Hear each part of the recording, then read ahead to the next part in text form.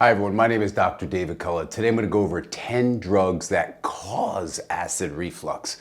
So 10 different medications that are commonly causing acid reflux are antibiotics. Antibiotics like tetracyclines, a class of broad spectrum antibiotics that are used to treat common bacterial infections, can also cause heartburn. So that's something to know. Also, an enteric-coated pill may also be less abrasive. So if it's enteric coated, as the pill passes through the stomach, that can dissolve in the intestines instead of your stomach. So that can be a little bit easier to handle without getting acid reflux. The other one is aspirin. Aspirin may also create, everything from headaches to heart attacks, but also stomach acid, and it can release that acid into the stomach. So be careful with that. Blood pressure drugs. There's another one. Blood pressure medications known as calcium channel blockers and beta blockers as well can provoke heartburn because they relax the lower esophageal sphincter, and that allows the stomach acid to seep up into the esophagus. Another one is the bone strengthening drugs. Drugs for osteoporosis, known as biphosphonates, okay?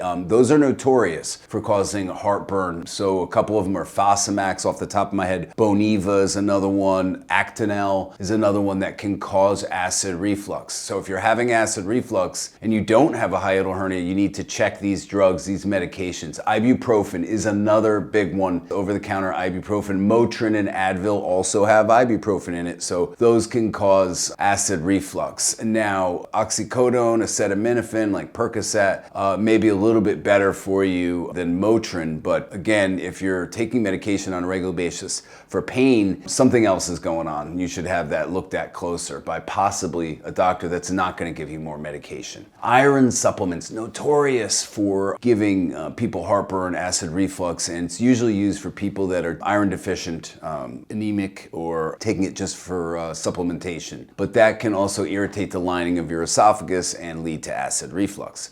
Potassium supplements, there's another one, okay? Not a drug, but supplements. Those are often taken to help normalize high blood pressure, and those can also irritate acid reflux. Respiratory drugs is number 8, okay? So individuals with asthma may develop acid reflux because some of the medications they're taking, the airway is also restricted. So some of those medications are like Thiolair or beta-2 agonists like albuterol, and they can relax the lower esophageal sphincter also. So that's why you would get acid reflux there. And then the ninth type of medication would be sleeping pills and sedatives. Sleeping pills and sedatives are notorious for relaxing the sphincter and causing acid reflux when people lie down. So, different medications, sleeping medications would be like benzodiazepines. Diazepam Valium is a common one. Lorazepam or Ativan is another one.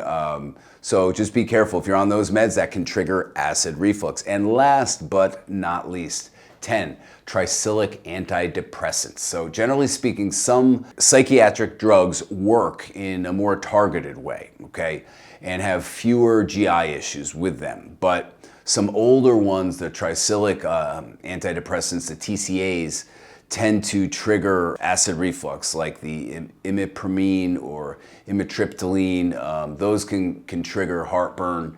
So be aware of that, and of course that relaxes the lower esophageal sphincter, which increases the likelihood of acid pouring into the stomach. I hope that helps all of you. And if you do have acid reflux, GERD, hiatal hernia, and you are on these medications, then try the hiatal hernia maneuver. I've done plenty of videos on that. Watch those videos.